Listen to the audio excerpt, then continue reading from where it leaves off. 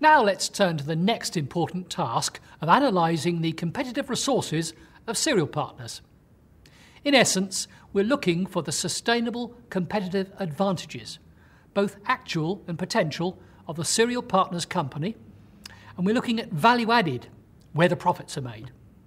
These two concepts are interlinked, so we'll focus on competitive advantage here. You may want to read in the book how competitive advantage and value added contribute to the successful achievement of the company's objectives. The theory of resource-based analysis suggests that we should seek such advantages far and wide.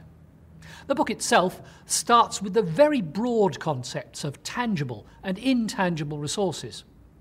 It also examines such areas as knowledge-based assets and how they may be the only true sources of competitive advantage. Up to a point, all this is correct, but it is very wide-ranging and could mean that we end up with such a lengthy search that it has only limited chance of success. As the book explains, there are some shortcuts to developing such an analysis. And partly for reasons of time on this video, we're going to take these here. In the breakfast cereal market, we are talking about a new company that has few assets of itself.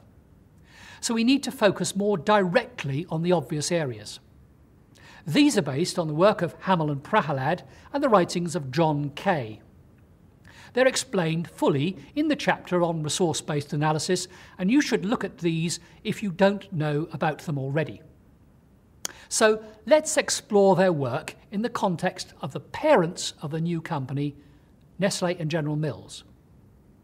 What competitive advantages could each of the two parents contribute to the new joint venture? Let's take each of the main concepts in turn. Core competencies, technical skills and knowledge that deliver the competitive edge of some companies. In this case, one of the parent companies, General Mills, brings its expertise in mass production of breakfast cereals.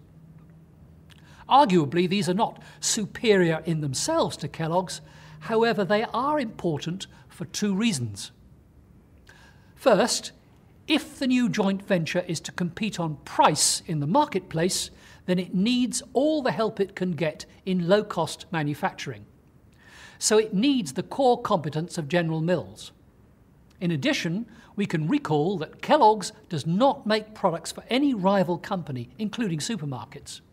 Here is an additional opportunity for cereal partners to reduce its costs by the extra economies of scale that will come from making cereals for the leading supermarket chains. Second, General Mills does make some different products from Kellogg's in the USA that have proved quite successful. Cheerios, for example. And arguably, these include specialist technical knowledge of such products that can be contributed to the new joint venture. Thus, we must exploit the competitive advantage of General Mills in the area of core competencies. Now let's turn to John Kay's three areas: architecture, reputation, and innovative capability. In terms of architecture, the network of relationships inside and outside the organisation, Nestle can be expected to provide its very strong relationships with the supermarket chains based on its existing product ranges, Nescafé, milk chocolate, and so on. This advantage must be passed on to the new joint venture. In terms of reputation, we mean here both the general standing of the company and its well-known brand names.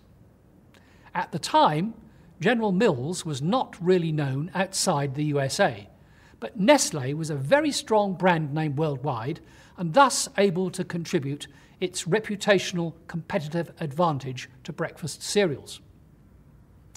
With regard to innovative capability, we know that GM made inroads into the Kellogg market share in the USA through the introduction of a range of innovative products. Arguably, this is a real competitive strength that the new company, Cereal Partners, can build upon. What this means is that the new joint venture needs to examine the US product range of GM and see if any of their products have potential for launch into Europe.